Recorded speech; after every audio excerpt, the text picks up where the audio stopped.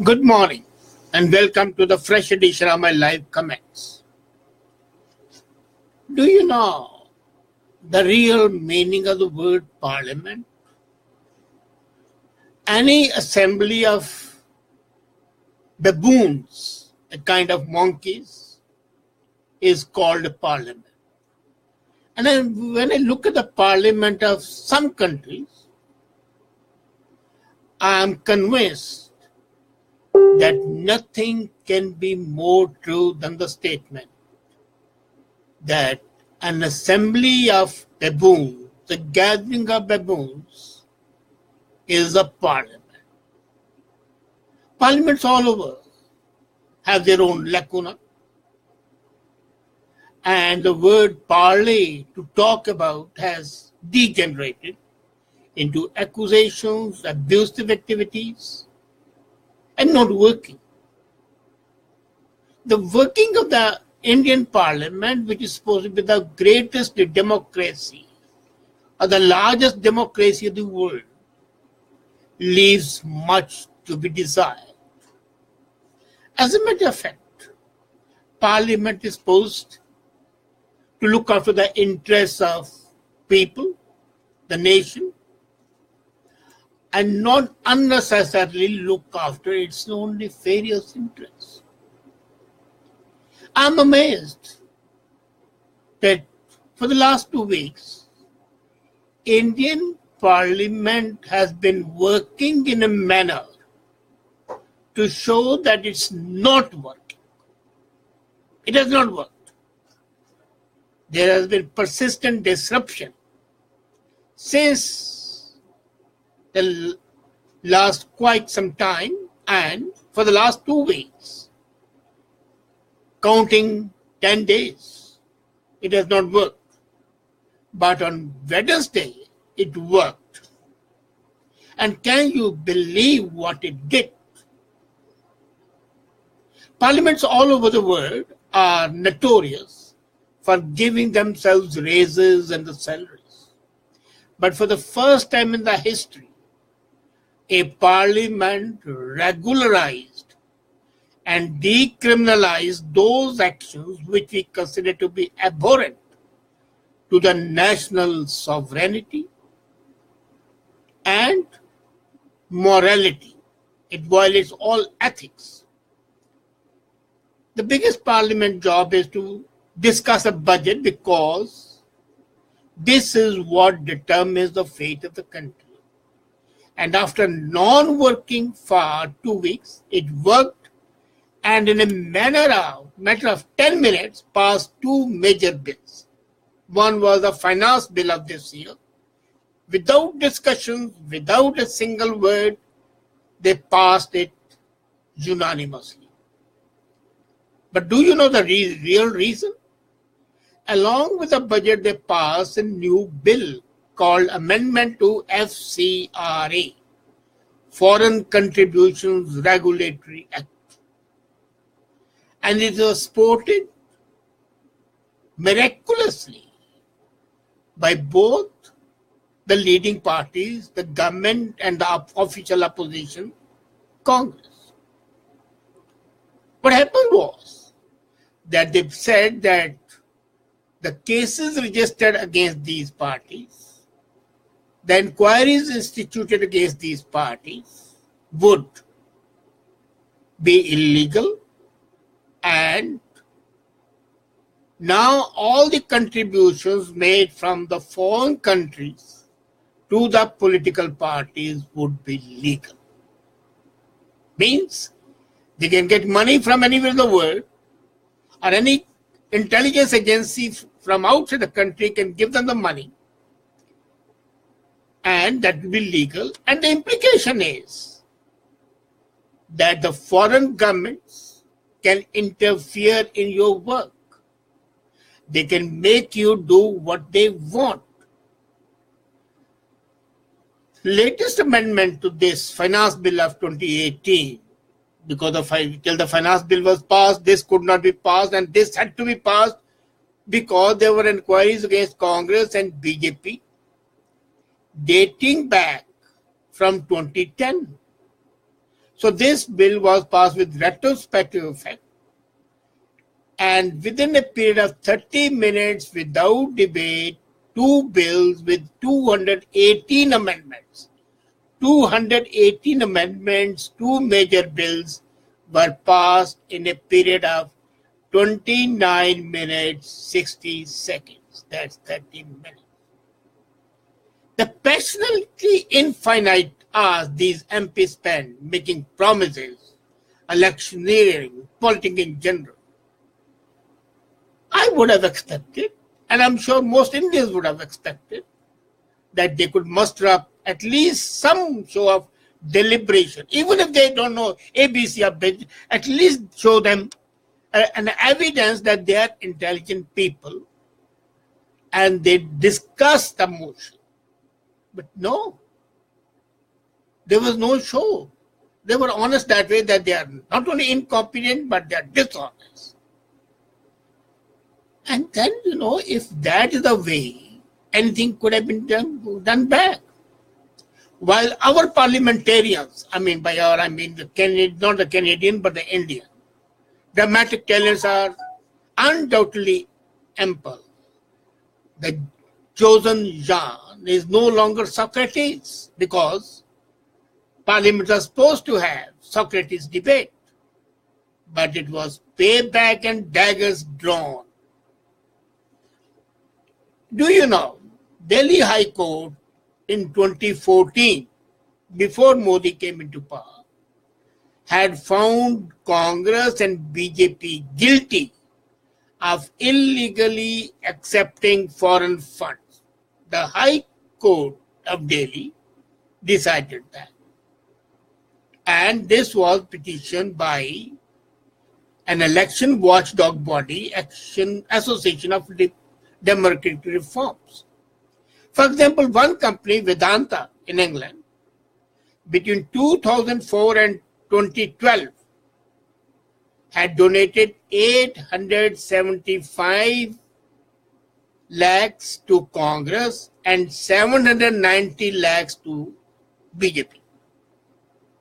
Imagine about 100,000 lakhs donated to each party by one company. And that was thought to be illegal, because there's a limit on the contribution and there's a limit on the foreign contributions, and that has to be channeled through FCRA. Thus, both the leaders could be convicted, both the countries, both the parties could be blacklisted. So there was a chaotic scene, and the government amended the act to protect both parties, the ruling party and the opposition party, and they amended the act with retrospective effect. So that frees Sonia Gandhi, Rahul Gandhi, Narendra Modi and this party from the fallout of the High Court's judgment. This has never happened before.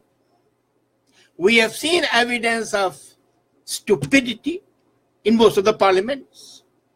We have seen evidence of avarice and greed in giving themselves raises everywhere: Canada, USA, Australia, India, Pakistan.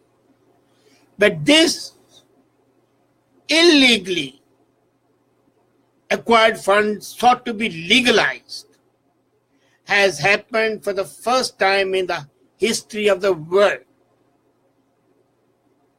And I fail to understand how 99 Indian government ministries working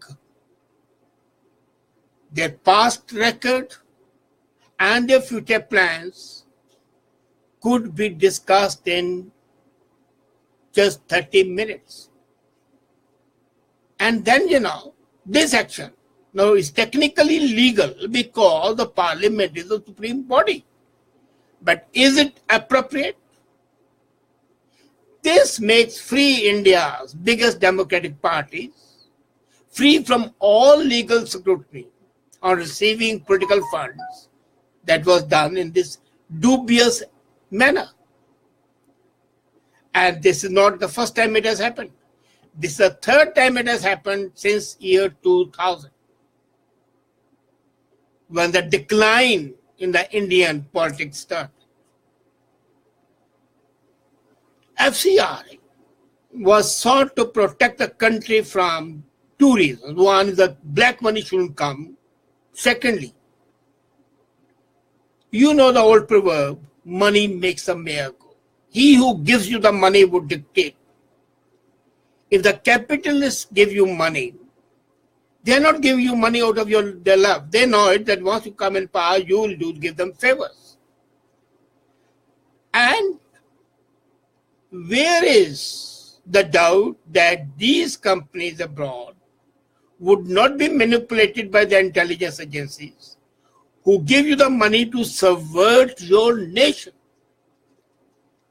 You know, USA nowadays is rocked by the supposed unproven allegations of the Russians interfering, and not by money, but the Canadian elections were impacted by the money, and Americans invested over $85 million interfering in Canadian elections.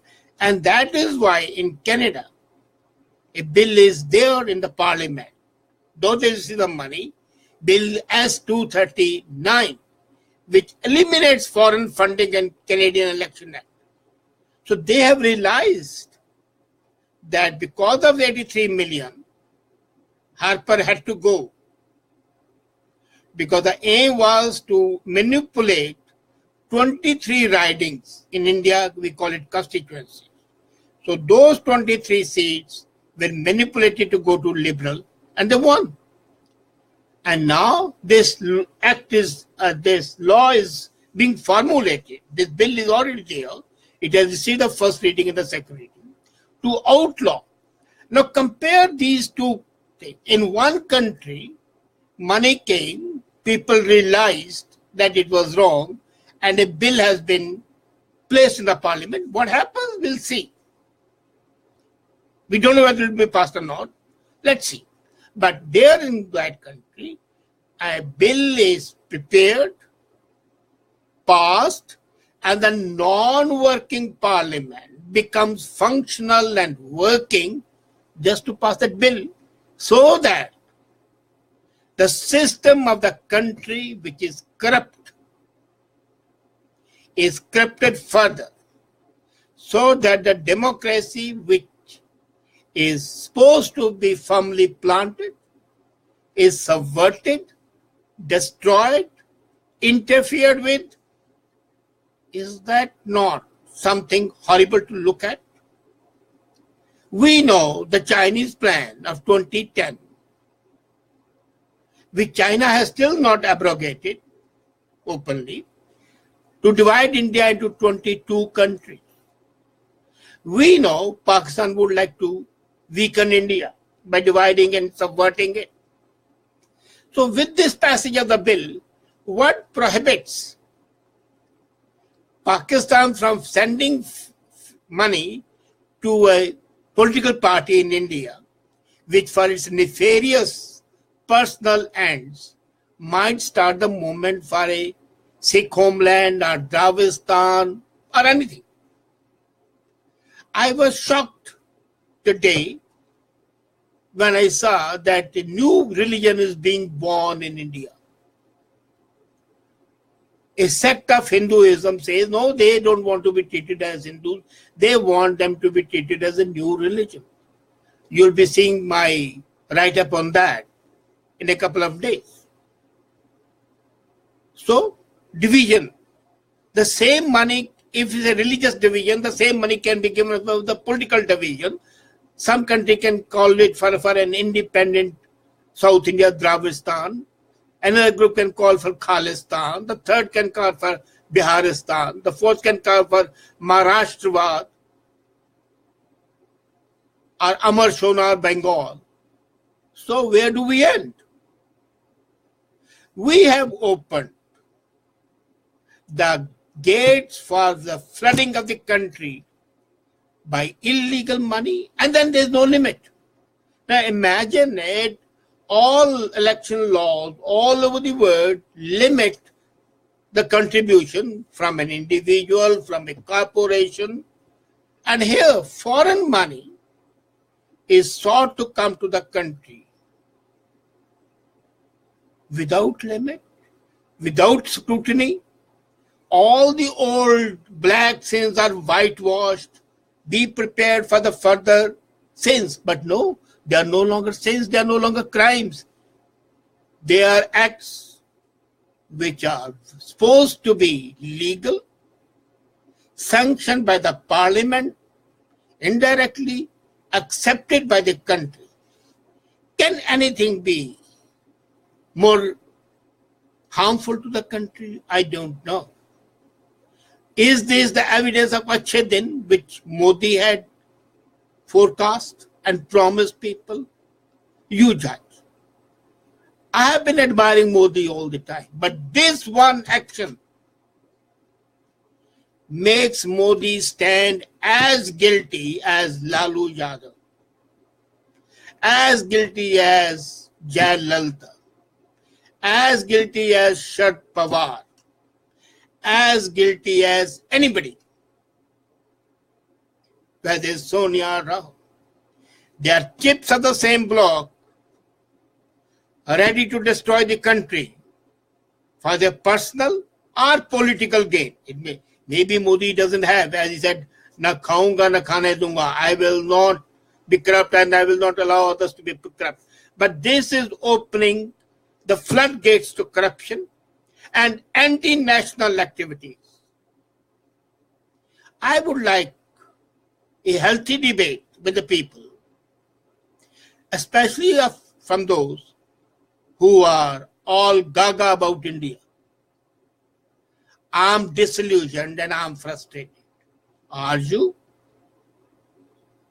Thank you.